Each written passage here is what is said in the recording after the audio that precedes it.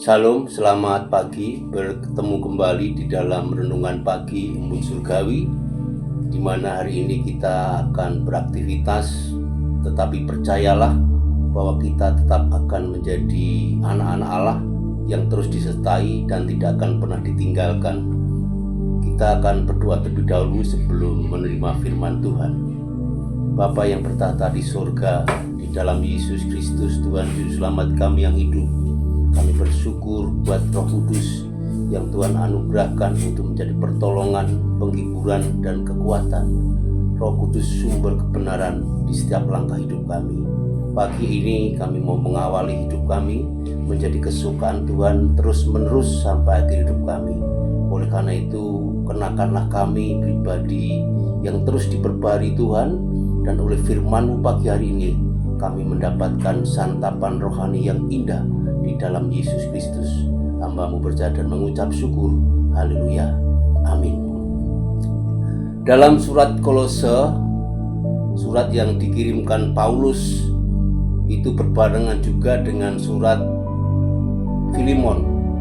Kalau surat Filemon itu kepada pribadi, dan kepada Filemon lah surat itu ingin meminta pengertian, pemahaman bahwa kasus yang dialami Filemon kepada Onesimus itu supaya kembali pulih, dan Filemon mau menerima kembali atas segala kesalahan Onesimus. Surat itu dimungkinkan sama dengan surat bagi jemaat Kolose di tahun 62 Masehi. Tetapi untuk Kolose itu adalah jemaat, surat yang diberikan untuk jemaat di mana masa itu terjadi pembelajaran sesuatu yang memberikan pengaruh tidak bagus bagi jemaat di Kolose, di mana ada bidat-bidat yang menggerus, yang mempengaruhi keimanan kekristenan, sehingga tokoh Epafras sebagai pendiri jemaat Kolose diperlukan pengertian pula agar jemaat Kolose semakin dewasa. Oleh karena itu, kita sebagai umat Kristen di masa sekarang harus juga memiliki kekristenan yang dewasa, di mana kita mampu mempraktekkan pengampunan. Bapak Ibu yang saya kasih dalam Tuhan Yesus Kristus, ketika kita mengerti bagaimana kepedulian seorang anak Tuhan, meskipun masih di penjara, dia masih aktif memperhatikan secara pribadi maupun secara umum, karena Paulus merasakan ada sesuatu kegerakan ketika di penjara dan menghadapi kondisi-kondisi yang memang perlu dibagikan. Maka itu kita umat Kristen di masa sekarang ingin belajar sebagai Kristen yang dewasa mempraktekkan pengampunan. Kita mau baca di Kolose pasal 3 ayat 5, di mana ini langkah orang Kristen untuk menjadi manusia baru, yaitu mematikan hidup lama.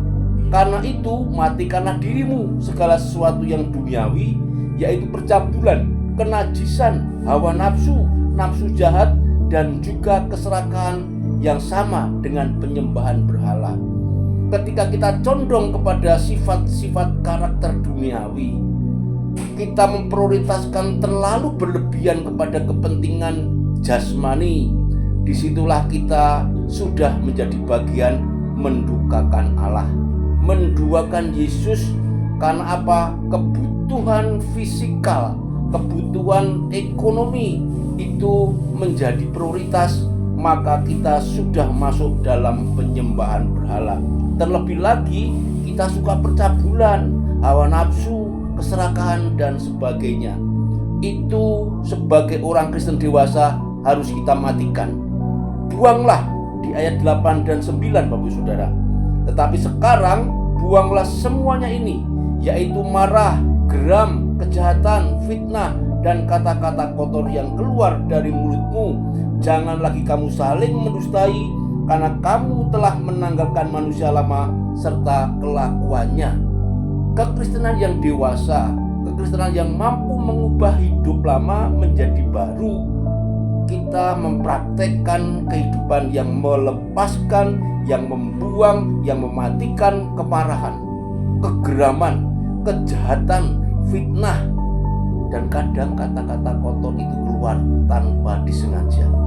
Tetapi kalau itu menjadi kesengajaan, kita diajari untuk dewasa, untuk mampu membuang hal-hal dari mulut kita, yaitu dusta. Kesombongan itu suatu dusta, kejahatan, fitnah itu dosa, kata-kata kotor apalagi.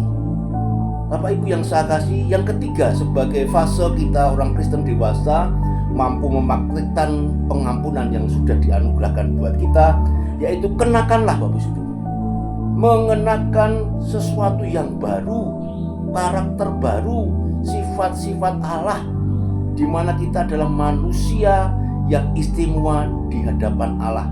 Sebagai ciptaan manusia, terlebih sebagai orang yang menerima kasih anugerah Tuhan Yesus Kristus, kita pasti bisa mengenakan manusia baru, di mana kita orang-orang pilihan, orang yang kudus.